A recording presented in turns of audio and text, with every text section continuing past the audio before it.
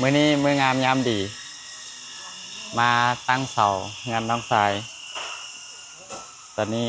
ครูบาเพิ่นกำลังเริ่มพิธีกำลังสวดอยู่ถือว่าเป็นการเริ่มต้นมื้อที่ดีเลยมื้อนี้ตอนนี้ก็ประมาณ8 โมง 9 โมงรับแสงมือใหม่พร้อมก็ยินดีนำน้องทรายที่ได้ปลูกงานที่หาด้วยตัวเองเป็นเรื่องที่น่าภูมิใจที่สุดเลยเรื่องที่น่ายินดีที่สุดเจ้าของงาน ยินดีนำเด้อขอบใจอ่ะได้ได้เฮือนที่หาด้วยตัวเองเป็นสิ่งที่น่าภูมิใจที่สุดยินดีนขอบใจหำลายเป็นเฮือนค้ำเฮือนคูณเด้อขอให้มีแต่คนดีๆสิ่งดีๆเข้ามาเฮือนหลังนี้ขอให้เจริญรุ่งเรืองขอบใจหลายเด้อเฮงๆเรื่อยๆที่ท่านทำสอนมาเดี๋ยวนั่งน้ำพอไปนะ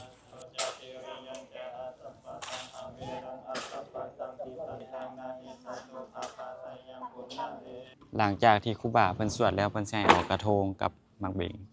มาหย่ายอยู่ตามซี่แจของพื้นที่ของบ้านที่เฮากำลังสิสร้างตามฮีตคองตามความเชื่อตอนนี้กำลังสิเอาเสาลงสร้างกับเกี่ยมหินเกี่ยมทรายเกี่ยมปูนที่จะเทตอนนี้ครูบาเพิ่นก็ได้เริ่มพิธีอีกครั้งหนึ่งสวดอีกเทื่อหนึ่งสวดแล้วครั้งนี้ก็น่าจะได้เอาเสาลงแล้วก็น่าจะได้เทละไอ้น้องสร้างเขาตั้งคำถามในใจตลอดว่าปันใดสิแล้วเตรียมพร้อมรอถ่าตลอดเลยหลังจากที่ครูบาสวดแล้วเฮ็ดพิธีแล้วก็ไปยกเสาบัดนี้เกี่ยมเอาเสาลงเกี่ยมเทเสาบัดนี้บ่เอา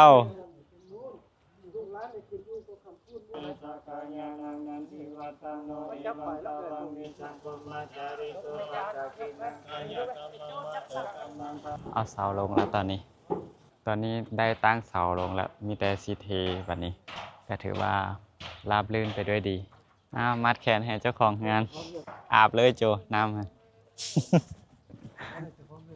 เฮ้ยเด้แม่มัดแขนให้เจ้าของงานเอาโซ่เอาใส่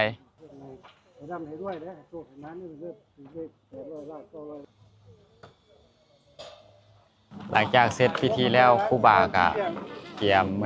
ยมไปส่งครูบาแล้วก็ส่งหน้าที่นี้ต่อให้กับไอ้น้องเฮาพร้อมที่จะเทเสากำลังโม้ปูนอยู่ตอนนี้มาบัดนี้สิเริ่มต้นเทเสาแล้วบัดนี้เอาเห็นเลยไอ้น้องเอาเป็นเฮือนคำเฮือนคูณเด้อ